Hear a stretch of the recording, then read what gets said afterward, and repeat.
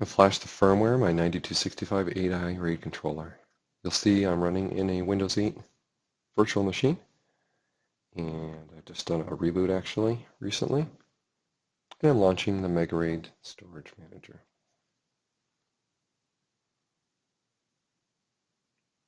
Let me just point out in Chrome here that this new firmware came out.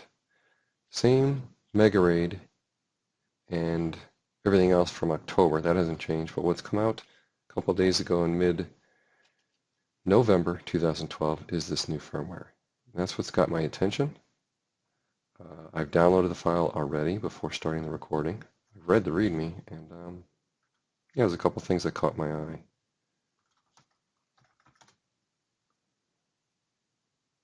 Well, something about SSDs there and there. Can enable. All very intriguing, especially because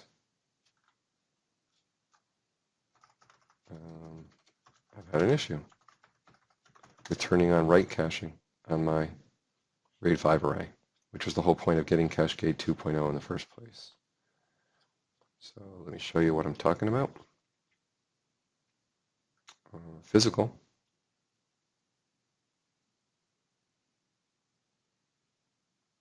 Oops, logged in the wrong thing. Rookie mistake. Too busy talking. When you're logging in here, you don't want to log into the local machine. And this is something my last video actually talks about. Basically, we've got to do a little discovery before it's going to see ESXi. So far, I haven't found a way to get around that little awkward startup there.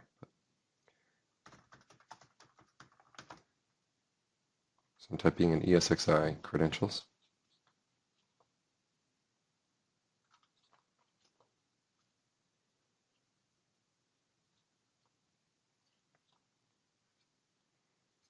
So yes, in case you didn't notice, I'm running under ESXi here. This is a virtual machine.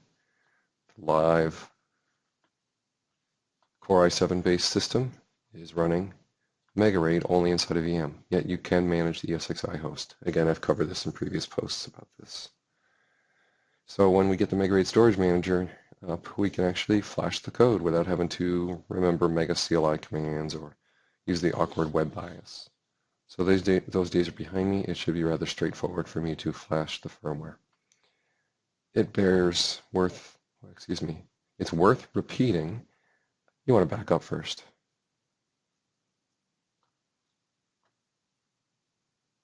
Okay, my previous video also mentions the first time I launched this code, it seems to do that. You get a spinning wheel for a while, nothing happens. Launch it a second time, and I get in every time. So just a little awkwardness. Still a lot easier than dual booting and taking the time to install Windows on a drive or anything like that. I could just stay native to ESXi.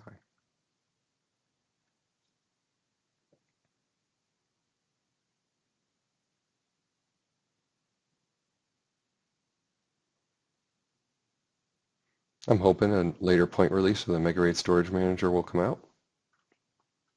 But for now,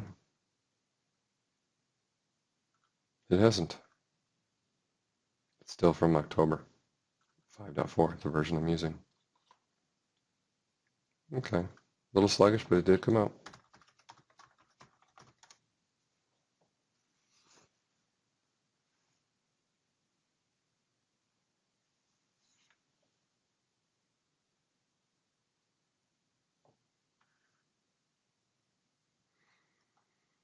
Okay, so here we are in the physical 9265.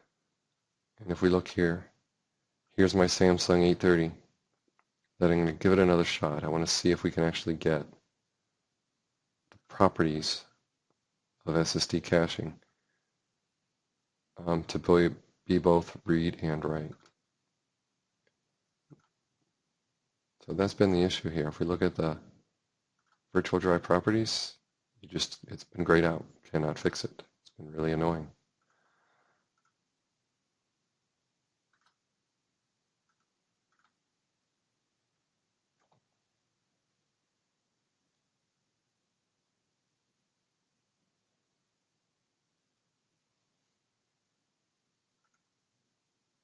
So I've nuked the solid state caching, which wasn't to my liking since it wasn't caching reads and writes. I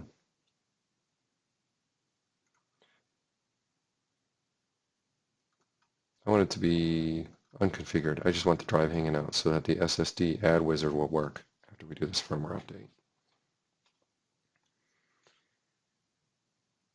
All right, so there we go. Still calling it a hot spare there. That went away. Okay, so that's good. So now if we go back to the dashboard view, you'll see there's no background operations, so it's all done doing what it needed to do. And the create CacheCade is lit up. That'll be ready. So now I'm ready to go ahead and do the firmware update. We can right-click on the physical MegaRAID adapter, excuse me, the 9265 in my case, and we can say update controller firmware. Probably want to get that file ready, so let me show you.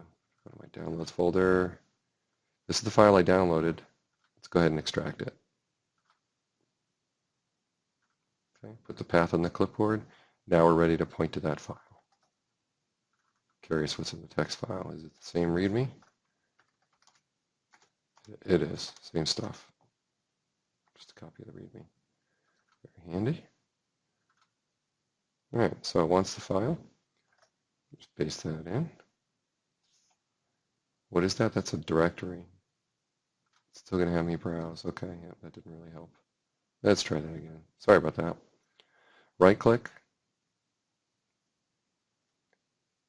Update controller firmware. And forget cutting and pasting. Let's just grab the file.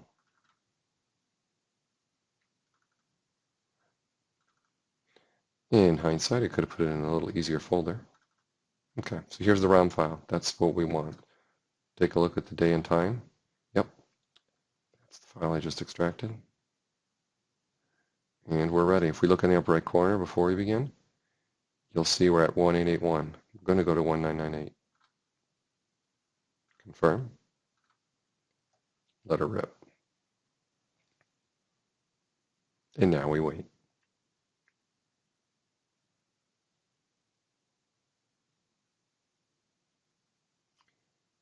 A little late now, but I want to show hardware status.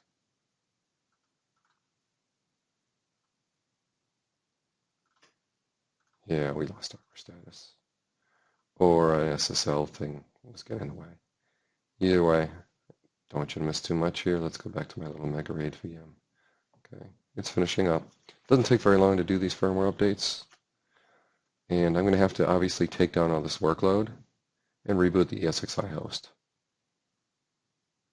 At which point, I'll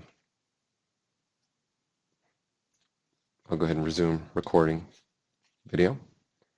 And what we should see is the new firmware reflected over here, of course, 1998 after that reboot.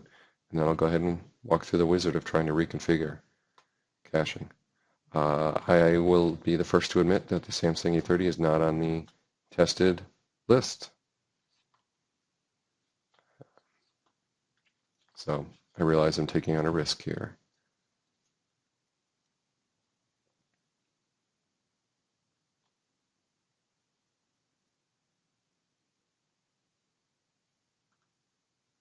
We click OK. We look in the upper right corner, and we're not going to see anything happened. Interesting that we're not actually seeing anything logged here that it happened. All right, well, I can close it that way. All right, time to bring down the workload. This VM I don't need anymore. Just,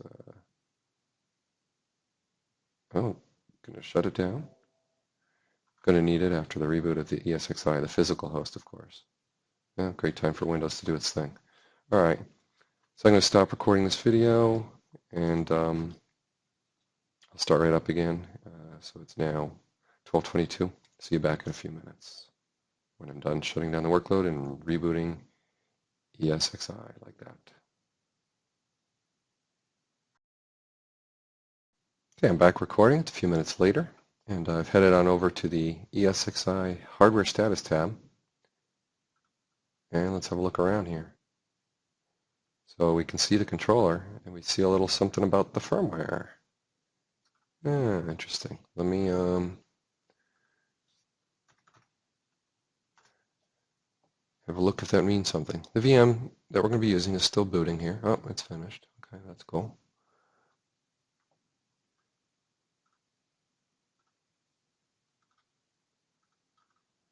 You remember me mentioning the first time you start MegaRAID, it pretty much never works. I think that might still be the case. Maybe it never ever works. I don't quite remember.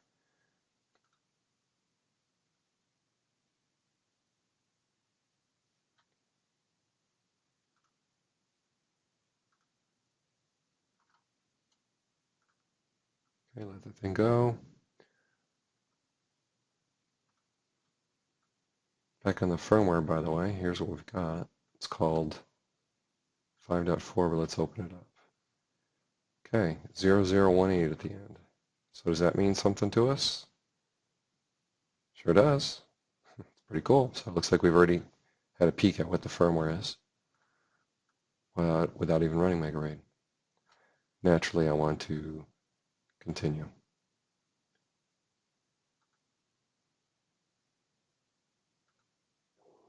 All right, so back to Windows 8. Try to log in.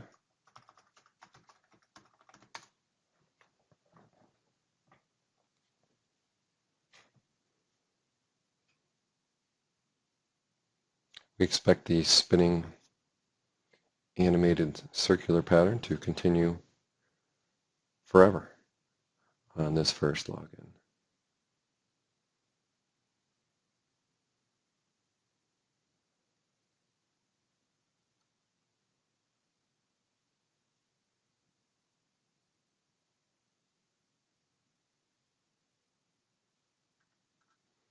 I'm going to go ahead and kill it. Start it up again. Click Stop Discovery. Speed things up a little bit.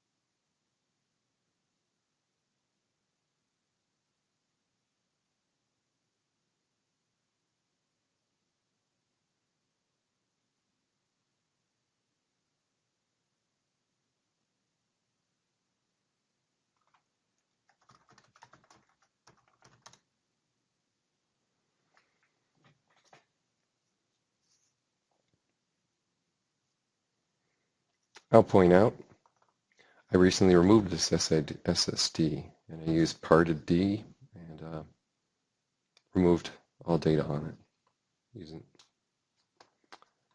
that boot media. So yeah, I took care of nuking the SSD, basically resetting it to factory fresh. All right, so here's the SSD we're about to deal with, the Samsung.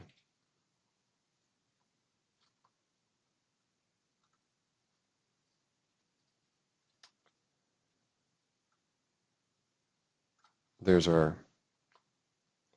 firmware level. Let's bring up Samsung's table of firmware here. And it doesn't look like anything has changed in quite a while for the Samsung 830.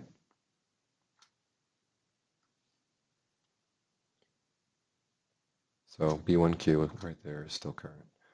Okay, we can go to the dashboard here and let's try creating CacheCade. You have no choice even when there's only one drive. You have to pick a RAID level before it'll let you add and create the drive group. Then we can click Next.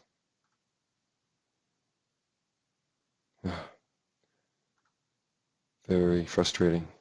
So, it's still grayed out. I have no ability to turn on read and write. Because of another story I read on servethehome.com, yeah, maybe there's some stuff going on where if you're using an SSD that's not in their list, they don't let you turn on write caching. Obviously, there could be very good reasons for that.